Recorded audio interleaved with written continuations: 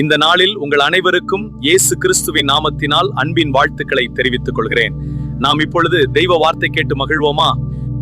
கிறிஸ்துவுக்குள் மிகவும் பிரியமானவர்களை, இயேசு கிறிஸ்துவின் நாமத்தினாலே உங்கள் அனைவருக்கும் என் அன்பின் வாழ்த்துக்களையும் மற்றும் ஒரு சிறு தகவலான செய்தியும் அவங்களிடத்துல சொல்ல நான் ஆசைப்படுகிறேன். மேற்கொண்டு ஒரு 2 போஸ்டர் அனுப்பியிருக்கிறேன். அந்த 2 போஸ்டரையும் நீங்கள் என்ன கொஞ்சம் கவனித்து பாருங்கள். இது ஒரு செய்தியாக மாத்திரம் கவனிப்பதல்ல. நம்ம தேசத்துக்கு ஒரு பெரிய ஆபத்து காத்திருக்கிறது.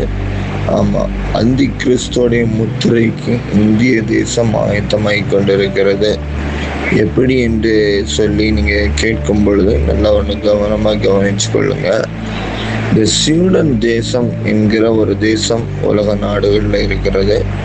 இந்த தேசத்தில் அவங்க என்ன பண்ணுகிறாங்கன்னா, முத்திரையை பதிப்பதற்கு, முத்திரையை செயல்படுத்துவதற்கும், முத்திரையை மனிதருடைய வலதுகையும் நெற்றிலையும் பதிப்பதற்காக அவங்க பல வருஷங்களாக திட்டங்களை போட்டு மிருகங்களுக்கு முத்திரைகளை பதித்து மனிதர்களுக்கு முத்திரையை பதித்து செயல்படுத்தி கொண்டிருக்கிற ஒரு தேசம்தான் இந்த ஸ்வீடன் தேசம். இப்போ ஏன் இந்த ஸ்வீடன் தேசத்தை பற்றி பேசுறீங்க, இப்போ என்ன விஷயம் இருக்குது சொல்லிட்டு கேட்கும் பொழுது அந்த காரியத்தை தான் நான் உங்கள்கிட்ட சொல்கிறேன்.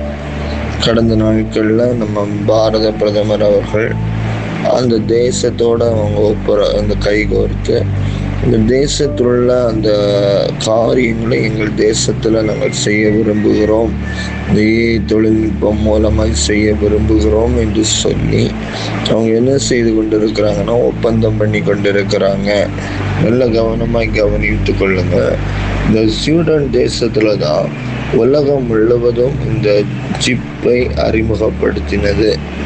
இப்போ இந்த ஸ்வீடன் தேசம் இப்போ என்ன செய்ய போகுதுன்னா, இந்தியாவுக்கு அந்த சிப்பை என்ன செய்யப்பட போகுது, அறிமுகப்படுத்த போகுது.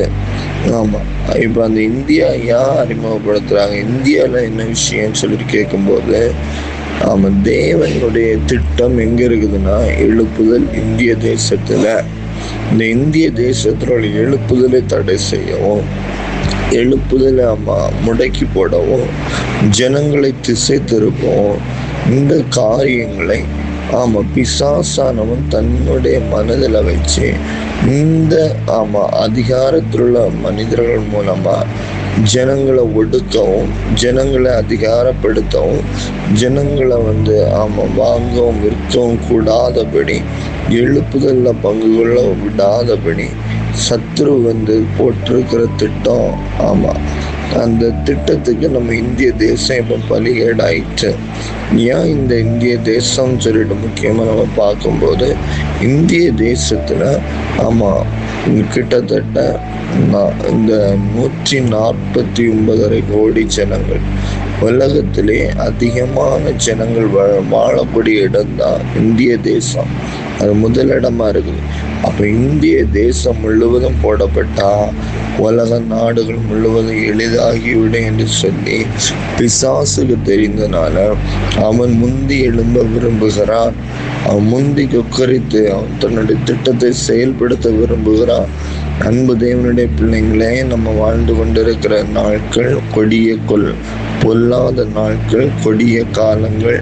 நாம் ஒருவரும் தெரிந்து கொள்ளப்பட்டு நீங்க வஞ்சிக்கப்படாதபடிக்கு நம்ம காலங்களையும் சூழ்நிலைகளையும் அறிந்து தேவனுடைய வருகைக்கும் எழுப்புதலுக்கும் தயவு செய்து ஆயத்தப்படுங்க. சுவிசேஷத்தை அறிவிங்க. ஜனங்களிடத்துல கர்த்தருடைய வருகையை பற்றி பேசுங்க. இயேசு சீக்கிரமா வரப்போகிறார். அந்தி கிறிஸ்துவோட முத்திரை வாசல் படியில வந்து விட்டது என்றால் அது சீக்கிரமாய் வருவேன் என்று சொல்லி நம்ம பல 1000 வருஷங்களுக்கு முன்பாய் சொன்ன நம்ம பரம தகப்பன் அது சீக்கிரத்துல வாசல் படியில வந்திருக்கிறவர் இதோ நம்மளை அழைத்து கொண்டு போக அது வந்திருக்கிறார்.